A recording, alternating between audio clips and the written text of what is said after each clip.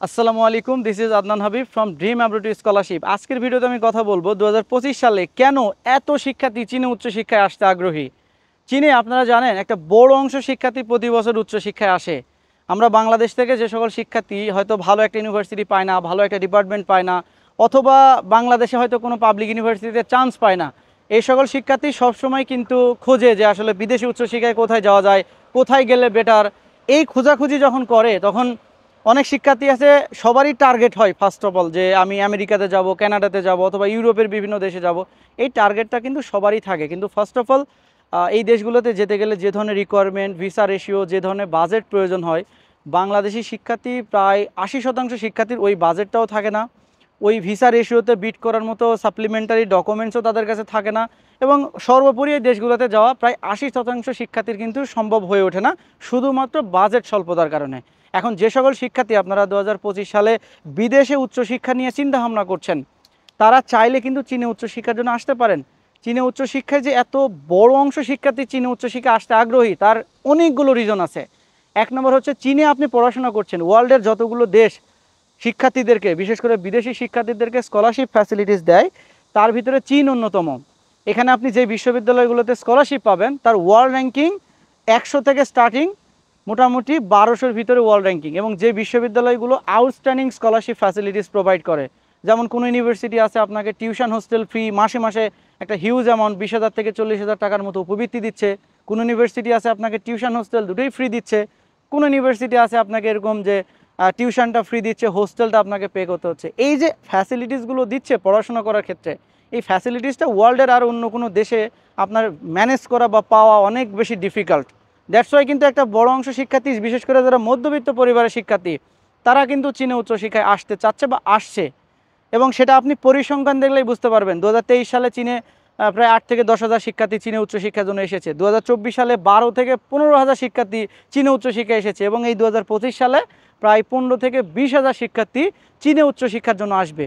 এই যে একটা বড় অংশ শিক্ষার্থী আসে, যারা আসছে তারা ডেফিনেটলি যাচাই বাছাই করে বুঝে শুনেই কিন্তু আসছে, এমনি এমনি কিন্তু এত শিক্ষার্থী চীনে পড়াশোনা করার জন্য আসছে না।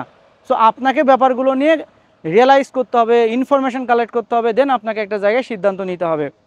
আপনি যদি কনফিউজ থাকেন, আপনি জাস্ট ইনফরমেশনগুলো নিয়ে রিয়েলাইজ করেন। কারণ আপনার সর্বপ্রথম হচ্ছে বাজেট স্বল্পতা।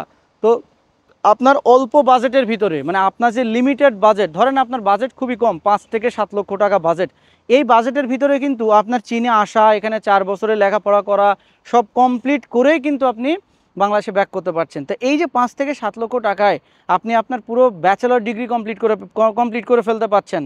এই ফ্যাসিলিটিসগুলো আর কোনো ওয়ার্ল্ডের কোনো দেশে আপনি পাবেন না। এত কম টাকার ভিতরে আপনি আপনার পুরো কোর্সটাকে শেষ করবেন। যারা ডিপ্লোমা করার জন্য আসতে যাচ্ছে এসএসসি পাস করে, তাদের তো শুধু চীনে আসতে গেলে হয়তো যে টাকাটা খরচ করে চীনে আসতে হয়, এই খরচটা করে খেলে আসলে এখানে হয়ে গেল, তাদের আর কোনো টাকা পয়সা লাগছে না। মাস্টার্স যারা করতে আসবে, তাদের শুধু একটা খরচ করে, যে প্রসেসিং খরচ যেটা, সেটা করে শুধু চীনে আসলে হয়ে গেল, তাদের আর কোনো কস্টিং লাগছে না। বিকজ তাদের এখানে প্রতি মাসে মাসে যেটা উপবৃত্তি দেওয়া হবে, সেটা দিয়ে কিন্তু তারা এখানে লাইফস্টাইলটা লিড করতে পারবে। তো আশা করা যায় যে যে সকল শিক্ষার্থী কনফিউশনে আছে যে বাজেট কম, বিদেশে উচ্চশিক্ষায় যেতে চায়, তাদের জন্য ডেফিনেটলি এটা তাদের জন্য একটা বেটার চয়েস হইতে পারে। কারণ আপনি ডেফিনেটলি একটা ভালো ইউনিভার্সিটি এক্সপেক্ট করেন যখন বিদেশে উচ্চশিক্ষায় আসেন, ভালো একটা স্কলারশিপ এক্সপেক্ট করেন, পাশাপাশি আপনি একটু লো কস্টের ভিতরে আপনি আপনার লাইফস্টাইলটা এখানে লিড করতে পারেন। কারণ আপনার এখানে জীবনযাত্রার ব্যয় যখন কম হবে, তখন আপনার তো পেন থাকছে না। চীনে একটা শিক্ষার্থীর জীবনযাত্রার ব্যয় এত কম, একটা বাংলাদেশে একটা শিক্ষার্থী যদি ঢাকা শহরে বসবাস করে, তার প্রতি মাসে যেটা খরচ যায়, তার চেয়ে কম খরচে একজন শিক্ষার্থী চীনে তার জীবনযাপন করতে পারে।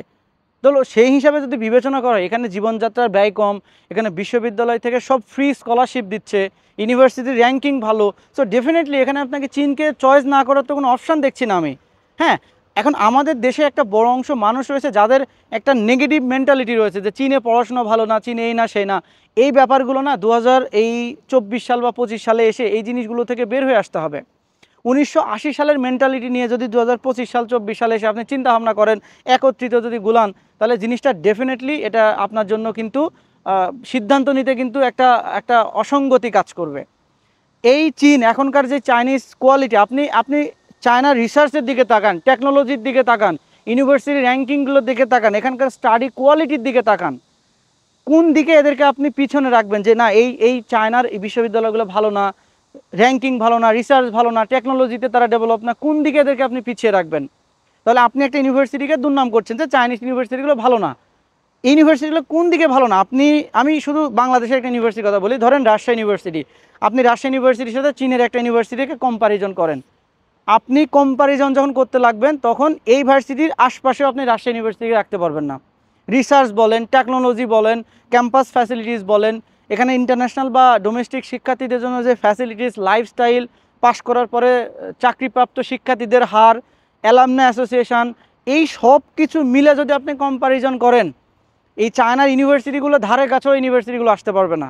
ট্রাস্ট মি, আপনি গুগল আছে, এই জিনিসগুলো নিয়ে রিয়েলাইজ করলে ব্যাপারগুলো আপনি অ্যানালাইসিস করতে পারবেন। সো আমি বলবো যারা ভালো ইউনিভার্সিটিতে চান্স পান নাই, অথবা ভালো মন মতো ডিপার্টমেন্ট পান না, বা পাবলিকে চান্স হয় নাই, ওই শিক্ষার্থীগুলো চায়না সম্পর্কে ব্যাপারগুলো নিয়ে অ্যানালাইসিস করে রিসার্চ করে কিন্তু আপনি চীনে উচ্চশিক্ষার জন্য সিদ্ধান্ত নিতে পারেন। চাইলে ডেসক্রিপশন বক্সে আমার হোয়াটসঅ্যাপ নাম্বার দেওয়া আছে, অফিসের ঠিকানা দেওয়া আছে, আমাদের সাথে কনসাল্ট করতে পারেন যে চীনে আমি যেতে চাই, মানে সিদ্ধান্ত নিতে চাই যে চীনে কেমন হবে, পড়াশোনা করতে আসা উচিত হবে কিনা, এর ভালো দিক মন্দ দিক, এই ব্যাপারগুলো নিয়ে আমাদের সাথে কনসাল্ট করবেন, পরামর্শ করবেন। আমরা চীনে প্রায় 7-8 বছর ধরে আসি, পড়াশোনা করছি। তো ডেফিনেটলি বাস্তব অভিজ্ঞতা থেকে চেষ্টা করব আপনাদেরকে একটা বেটার গাইডলাইন দেওয়ার জন্য, বেটার সাজেশন দেওয়ার জন্য। এটা চেষ্টা করব। আমাকে হোয়াটসঅ্যাপে নক করবেন, আমি ফ্রি টাইমে রিপ্লাই করব। সো এই ছিল আজকের ভিডিওতে। সবাই ভালো থাকবেন, সুস্থ থাকবেন। আল্লাহ হাফেজ।